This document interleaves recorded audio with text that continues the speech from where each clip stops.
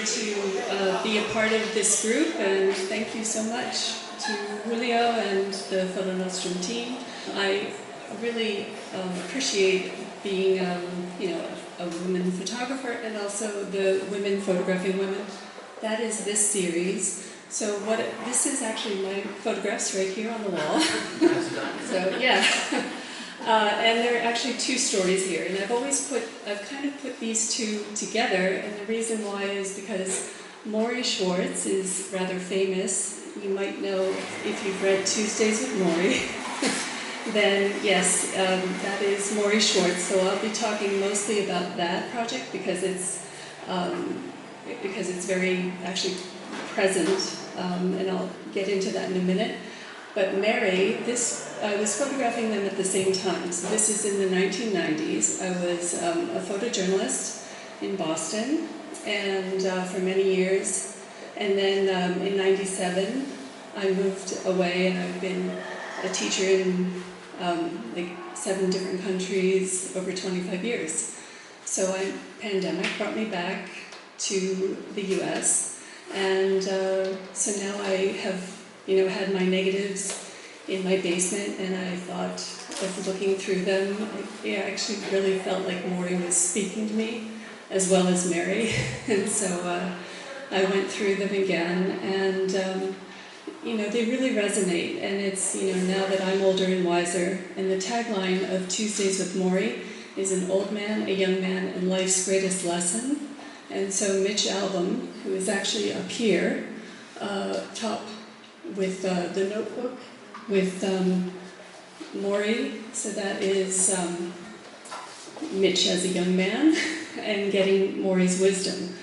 And then Morrie left a manuscript, and his son, Rob Schwartz, who is underneath, so you might not see it, but I can show you. He edited Morrie's manuscript that was talking about how people are not really addressing death and dying, like speaking to your work, and about how we can do that a little bit better. And so part of it is, coming to terms with that we are all going to die, and so remembering how to live. This is the book, The Wisdom of Morrie, and over here, so I photographed Morrie starting it was in 1995, and I was working at Brandeis and also taking classes, and my professor talked about his friend who had Lou Gehrig's disease, which is ALS, and that's how he just talked about how he was approaching death and dying, and so the original title was Living While Dying. And Morrie, I asked Morrie if I could photograph him, and he had 2 parameters, which were he could call off the project at any time, and that his wife did not want to be part of it. And so I photographed the last 6 months of his life. The project has morphed into memento Morrie, so those of you who know Latin would know that it means remember death, but not in that morbid way. It's so that you live your life. It's images of love and loss with Morrie Schwartz. And Daylight Books, if you know them, they have agreed to publish. So that will be starting in, next year around this time. So I'm very super excited about that. And I have to figure out how to raise some money. But details. Okay, so anyway, this is really the first picture I photographed of Morrie. And he loved it, and so actually it's in the background. As I move this down.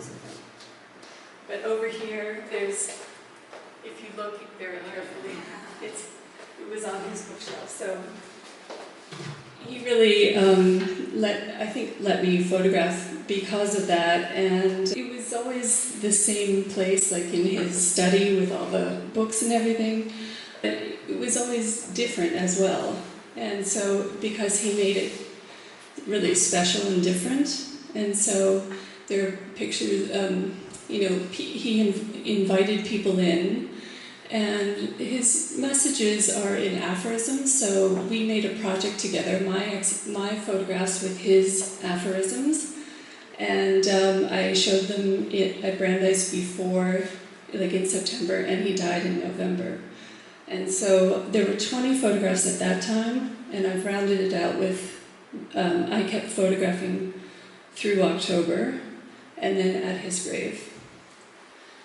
And also going through again. And I also want to address caregiving, which I think is very difficult, and I think needs to, we need to have discussions about this. So that's part of it. I do love this series of 3. And I've started to have people record. This is like a minute. And I took a class with him at Greenhouse, which was in Central Square, Personal Growth Group.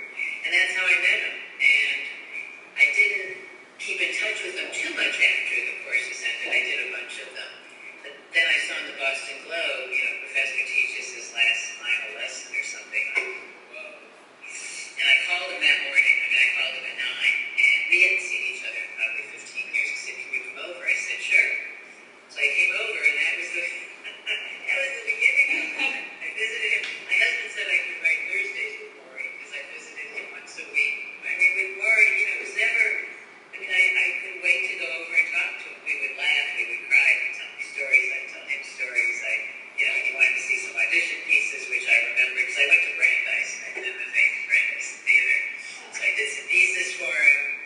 And we just laughed. And the picture you took, I know you took a few of them, which I still have, was Josh, Yes, right. older. Yeah. Yeah, he's a lot older now. Okay, and then he meditated. And besides meditation, there was other things like acupuncture and massage. And so he really, but the main thing was keeping in touch with people.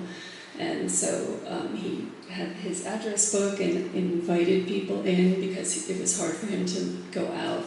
It was a celebration of life.